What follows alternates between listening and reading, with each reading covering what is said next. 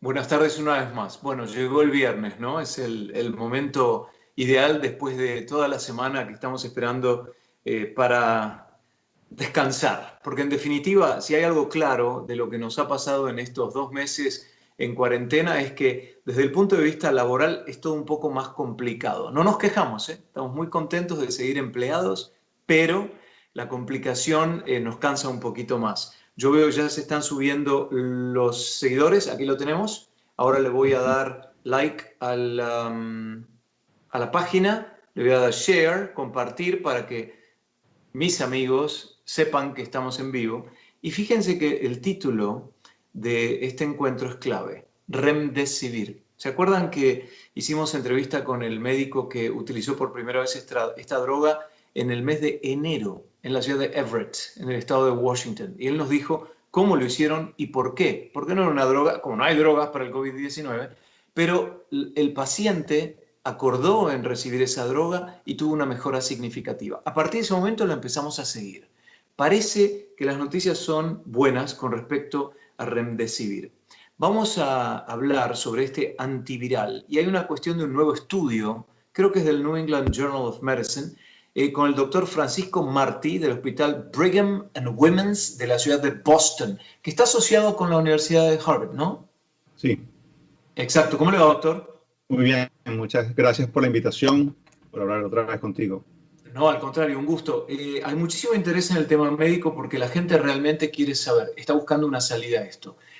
Vamos a ponerlo bien en claro. ¿Es esta una buena noticia?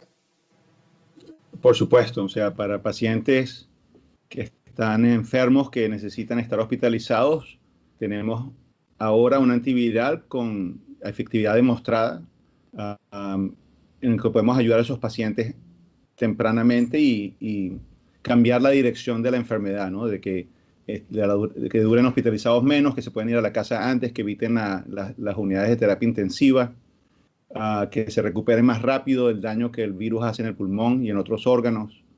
¿No? En el estudio clave es el estudio que se publicó el viernes pasado en el New England, el estudio que fue liderizado por el Instituto Nacional de Higiene de Estados Unidos, el NIH, y en ese estudio se vio que el tiempo para recuperación, que quiere decir tiempo de estar sin oxígeno o ir a la casa, fue 4 días menos en el grupo que recibió la droga que en los que recibieron en placebo, ¿no? O tratamiento de soporte nada más, ¿no? 4 días es bastante en cualquier estudio de pacientes hospitalizados y es una diferencia importante, ¿no? Y también refleja lo que hemos visto con nuestros pacientes en el estudio que publicamos ayer o el miércoles en la noche, comparando 5 contra 10 días del tratamiento, ¿no? Ahí está la Informa clave. más perdón. 5 a 10 días del tratamiento. Pero antes de sumergirnos en lo que se descubrió, ¿qué características tiene el Remdesivir? ¿Qué tipo de droga es? ¿Es antiinflamatorio? ¿Qué es? ¿Antiviral? Es un antiviral, o sea, fue diseñado como un antiviral que bloquea la enzima que que lee y reproduce el RNA o el ARN, el código genético del virus. Y entonces, al parar esa enzima, para la reproducción o la replicación o la reproducción del virus dentro de las células y se para el proceso de la infección. Un poco es como el aciclovir, pero para enzimas de ARN, no de DNA de los herpesvirus, ¿no? Entonces, es el mismo principio, pero para otro tipo de enzimas. Es decir, es un antiviral. Y en este estudio, que perdón que lo interrumpí cuando iba a decir lo de los días, debe haber algunas características importantes, porque lo que me decía el doctor Díaz, George Díaz de Everett, cuando hablábamos del tema era que puede haber mucha gente. Entonces el tema clave es cómo maximizar el uso de la droga existente, ¿no? Exacto. Exacto. Esa fue la pregunta que se estudió con este segundo estudio que salió esta semana, que fue randomizar o los pacientes se distribuyeron al azar entre pacientes que se destinaron a recibir la medicina por 5 días versus aquellos que se asignaron para recibir la droga por 10 días. Ese estudio, en el estudio original del Instituto Nacional de Higiene, el curso era de 10 días para todo el mundo, ¿no? Entonces la idea casi en paralelo era ver si menos días era suficiente, ¿no? Y lo que vimos fue que en pacientes que no necesitaban ventilación mecánica al momento de empezar la medicina, 5 días es suficiente, ¿no? Es un poco la conclusión. ¿Y es para pacientes en un estado avanzado de la enfermedad, pero Son que no pacientes que están necesitan respiración mecánica? Exacto, son pacientes con lo que se llama enfermedad severa, quiere decir que están hospitalizados, que tienen la saturación de oxígeno a medida menos de 94%, que necesitan oxígeno o no, ¿no? Ya, ese es el tipo de paciente que se estudió en el trial, en el estudio que se publicó hace 2 días. Qué interesante, pues yo pensaba recién, bueno, esto ahorra muchísimo la cantidad de, digamos, esta no es una droga que cura el COVID-19 porque fue diseñada para otra cosa, pero por lo menos su administración muestra un cambio positivo en la gente. ¿Qué pasa con, detecto el acento venezolano, ¿sí, doctor? ¿Usted? ¿Qué pasa, por ejemplo, con Venezuela? ¿Tiene acceso a este tipo de drogas en los hospitales de Venezuela o no? No estoy al tanto, no sé si algún hospital en Latinoamérica tiene acceso menos. Yo sé que México ha tenido acceso a través de los estudios randomizados, pero no sé qué otro país en Latinoamérica tenga acceso. Sé que, no sé si en Brasil, que están en plena subida de la crisis, tienen acceso a la medicina. Yo, o sea, tomando un paso atrás, pienso que la prevención sigue siendo más importante que tener un antiviral. Una cosa que es buena del antiviral es que para la infección, aunque no fue diseñada específicamente para este tipo de drogas, sí sabíamos de hace 4 o 5 años, por estudios in vitro y estudios en animales, que la droga funcionaba para los coronavirus, ¿no? De hecho, los estudios se hicieron para el MERS, para el virus de Medio Oriente, y para el SARS, ¿no? El SARS-1, ¿no? Y ya se sabía que la droga funcionaba en esas situaciones, ¿no? Pero esas epidemias o pandemias nunca se expandieron, ¿no? Entonces nunca hubo una necesidad de desarrollar la droga más. ¿Y usted sabe si se está desarrollando, se está fabricando más la droga por este tipo de resultados, este tipo de estudios o no? Sí, no, yo sé que están en producción. Sabemos que Gilead, la compañía que desarrolló la droga aquí en Estados Unidos, ha dado una licencia irrestricta para que otras compañías farmacéuticas en India y en otros países puedan manufacturar o fabricarla. Fabricar la droga. Bueno, la noticia es buena. La noticia es al fin una, ¿no? Que Sí. por lo menos en casos severos, digamos, antes era, bueno, te entregas a la buena de Dios con un respirador y ver qué pasa. Y ahora ya por lo menos hay algo que nos da un poco de tranquilidad. No, y una de las cosas que es importante de este estudio es que está claro que, y es un principio general de las enfermedades infecciosas, que cuando antes intervengas es mejor. Nuestra experiencia tanto en el paper como personal aquí en el hospital es que los pacientes que llegan más temprano se recuperan más rápido y mucha gente se ha ido del hospital 2 o 3 días después. O sea, que es un poco una forma de descongestionar el sistema también, ¿no? Y hacer que la medicina sea accesible a más personas. Doctor, ¿cómo está el tema, ya que usted está en Boston? Ahora, la última vez que hablamos, recuerdo que me dijo que estaba bastante complicada la situación en cuanto a la recepción de pacientes, etcétera. ¿Usted trabaja, además del Brigham and Women's Hospital en Boston, trabaja en algún otro hospital? En Dana-Farber, que estamos al lado unos del otro, ¿no? En el hospital de cáncer. Okay. ¿Qué características tiene la cuestión socioeconómica del área? ¿Quién es la persona típica que accede a este tipo de instituciones? Bueno, en Boston tenemos un sistema de salud bastante regionalizado desde hace 20 años, ¿no? O sea, antes de Obamacare, mucho antes, y todos los hospitales reciben pacientes de todos los locales y pacientes de referencia, ¿no?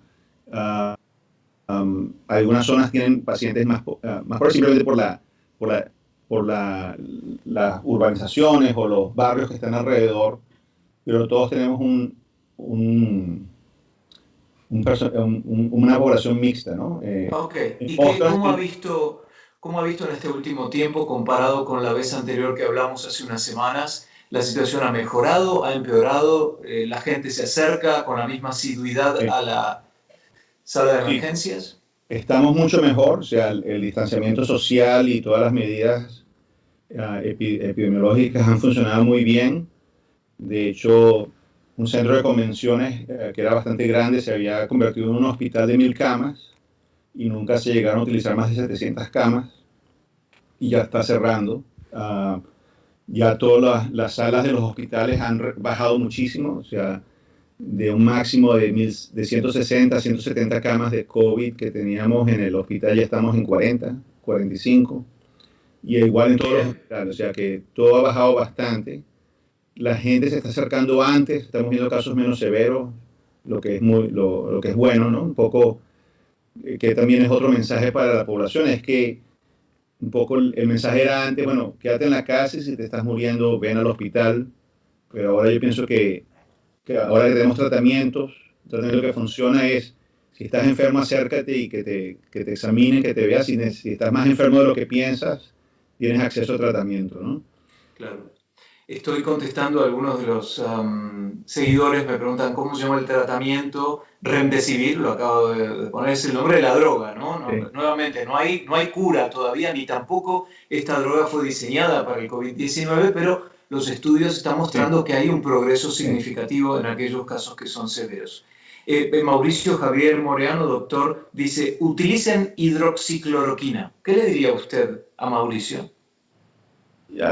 Bueno, la hidroxicloroquina y la cloroquina nunca han funcionado en enfermedades virales, ¿no? Se usó desde la pandemia de influenza del año 18, se ha usado en Zika, en chikungunya, en influenza, y la verdad es que nunca ha funcionado. Entonces, aunque hay gente que tiene expectativas y deseos de que la droga funcione para el coronavirus, la verdad es que si das una vuelta histórica, no ha habido ninguna instancia en que ningún virus ha mejorado clínicamente usando esta droga, en estudios randomizados que se han hecho a lo largo de los años. Y el remdesivir, volviendo al remdesivir, es inyectable, dice Mónica Barriga. ¿Cómo se administra? Me imagino que como es un caso complejo, se administra en un hospital nada más. Sí, es un inyectable. Parte de los estudios que queremos comenzar en Estados Unidos y en otras partes del mundo es empezar el tratamiento antes en pacientes ambulatorios, pacientes no hospitalizados, ¿no? Un poco llevar la batalla de tratamiento del hospital con la idea de que haya menos daño pulmonar, menos hospitalizaciones y pueda ver un caso efectivo, ¿no? Y que es un principio general de enfermedades infecciosas, ¿no? No es lo mismo tratar una neumonía cuando el paciente se presenta unas horas después de que empiezan los síntomas a cuando hay principio de que antes es mejor, ¿no? Presentarse antes, hacer un diagnóstico precoz es bueno. Una de las cosas de la pandemia es que tenemos diagnóstico molecular que está disponible en muchísimas partes del mundo y en todos los sitios, en todas las ciudades de Estados Unidos, que es de acceso rápido, ¿no? O sea, si uno piensa para la influenza tardamos 20 años en desarrollar un PCR, para otras enfermedades hemos tardado mucho tiempo. En este sentido, la posibilidad de hacer un diagnóstico etiológico precoz conjunto con los síntomas es muy bueno. En eso tenemos una gran ventaja con cualquier otra pandemia o enfermedad que hemos enfrentado antes. Además, esto ha paralizado al globo y me imagino que la reacción así en cadena y en forma masiva de la comunidad científica y de los laboratorios está provocando que se acorten los tiempos, con lo que ello significa, ¿no? Sí. Doctor, cuando mira ahora comparado con donde estábamos hace 2 meses, me pregunto el tema de la mutación del virus. ¿No es hasta ahora fundamental el hecho de que no estemos hablando de una mutación significativa, sino que, a ver, corríjame si me equivoco, L o S? No creo que haya mutaciones. O sea, simplemente todos los virus con virus de ARN tienen una tasa de error cuando la enzima lee, no es una enzima perfecta, ¿no? Entonces van acumulando variaciones o mutaciones, pero no es que sea un virus mutante, ¿no? O sea, no es el mutante de la novela o de la película, ¿no? Sino simplemente son variaciones genéticas que uno se observa. Y aunque hay mucha gente que ha hablado de esas mutaciones, la verdad es que no es lo mismo que vemos en el virus sincicial respiratorio, lo mismo que se ven en otros virus que son basados en ARN. Entonces, en definitiva, a medida que averiguamos más sobre este virus, a pesar de que, bueno, cubre un espectro más amplio, pensábamos al principio que los niños niños no eran potenciales víctimas, después vimos que sí, con el síndrome multisistémico inflamatorio, es decir, un montón de situaciones que son nuevas.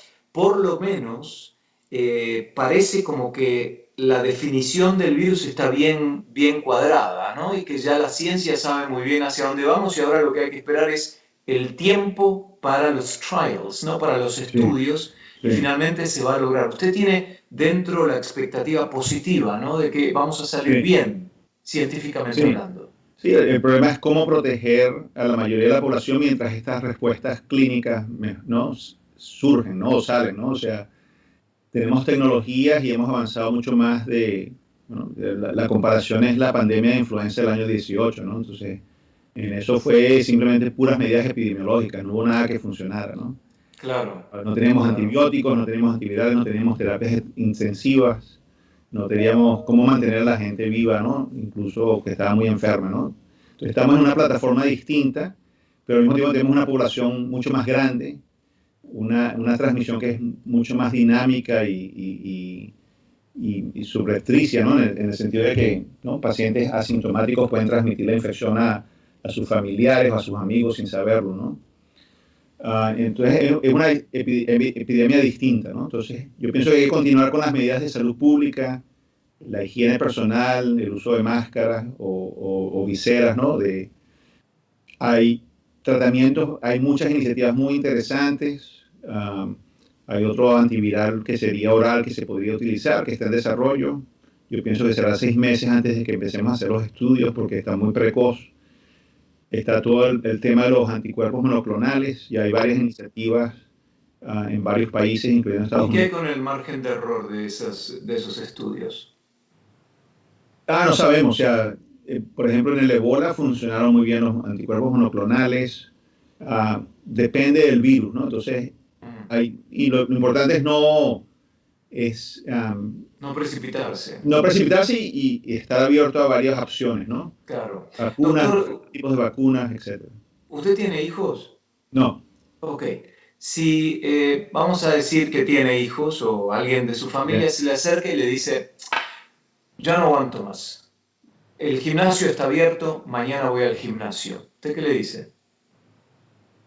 Que vaya y se lave las manos muy bien, que lave los tubos, que se mantenga separado, que use máscara. A pesar de que es un espacio cerrado.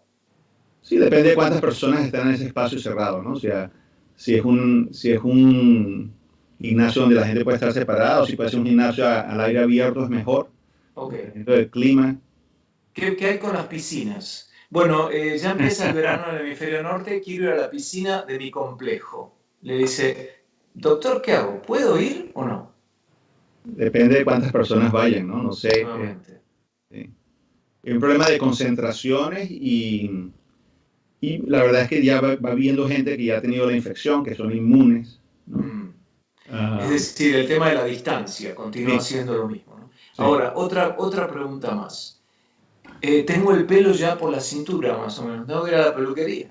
Y no, el peluquero no me puede cortar el pelo a 2 metros de distancia con unas extensiones en los brazos. Sí. ¿Puedo cortarme el pelo o no? Claro que sí. O sea, de hecho, yo fui a la barbería esta semana, entonces es por citas de cada media hora. De hecho, le pregunté al barbero, bueno, ¿por qué no haces aquí citas de 20 minutos? No, es que necesito esos 10 minutos para limpiar la silla, limpiar el equipo. No, ha subido el precio para compensar por ese tiempo, que me parece bien. Él usa la máscara, yo uso la máscara, tiene una técnica para cortar con la máscara y se limpia todos los instrumentos. O sea, yo no veo ningún problema y hay lavado de manos. O sea, puede ser perfectamente higiénico, simplemente hay que adaptarse, ¿no? Okay. Es un poco el principio general, ¿no?, de adaptabilidad, ¿no? Ok, bueno, quiero ir a comer con mis amigos, ya estoy harto de ir al parque y de sentarme a 2 metros. Estaba lloviendo y decidimos ir a un restaurante. ¿Podemos ir a un restaurante o no? En Boston todavía no. En otras ciudades sí. Es problema de riesgo, ¿no? Y de quién está en la casa, ¿no? Es un poco lo que la gente mide, ¿no? Si vives solo y eres joven, también te puedes enfermar, y hemos tenido pacientes muy enfermos, pero lo más interesante que hemos visto aquí es gente que vive con sus papás o sus abuelos y dicen, mira, me enfermé, no tengo dónde ir. Entonces son pacientes que van a sitios para evitar que se enfermen sus familiares, ¿no? Entonces, una vez que se recuperan de la infección, ya son inmunes, ¿no? Pero es delicado. Entonces, un poco medir los riesgos y beneficios de la infección y de las consecuencias de infectar a los familiares y amigos alrededor de uno, ¿no? Y lo otro que pensaba era, si uno está acá en casa, por ejemplo, y dice, 2 meses, tengo 5 dormitorios en mi casa y 4 baños, y estoy limpiando yo además de trabajar todos los días, necesito que venga un servicio de limpieza, Sí. y vienen 2 personas, ¿qué hago?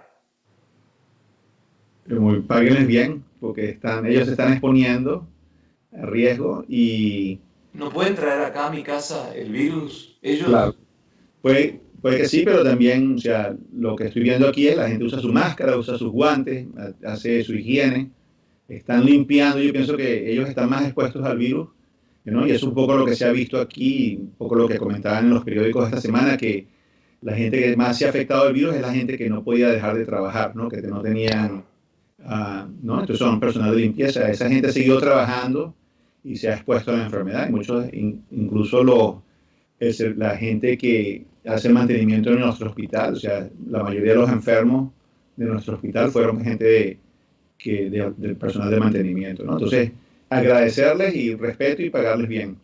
claro. Entonces, de lo que se desprende de esta conversación, no me cabe duda que siempre decimos que es un virus que ataca a un sector socioeconómico en particular, porque son aquellos que tienen que salir a trabajar sí o sí, que tienen que salir a comprar a diario sí o sí, tal vez no tienen refrigeradores en la casa. Entonces, la gente más pobre es la que está más expuesta. Pero si la gente pobre tiene que salir y lo hace con guantes, con máscara, con el respeto al distanciamiento social, con las prácticas higiénicas consideradas, tiene una alta probabilidad de no llegar a un caso extremo de contagio, ¿no? Yo creo que sí, sí. Y lo importante es, bueno, que lo que hemos hecho aquí es que hay acceso a los cuidados médicos para todas las personas Sí, sin sin importar. importar la raza, el idioma.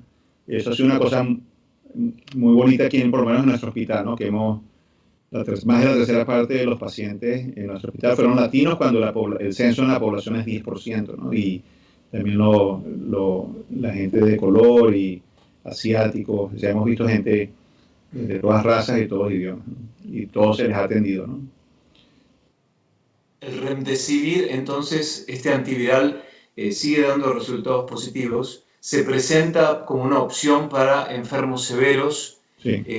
A ver, aquellos que siguieron dándoles durante 10 días, no solo hubo una complicación en los resultados colaterales, sino que también produce un mayor uso de la droga. Por lo tanto, no se puede, no es tan eficiente el tema de la disponibilidad de la droga, ¿no? Sí, el mensaje es que 5 días es suficiente y no hace falta tratar por más de 5 días.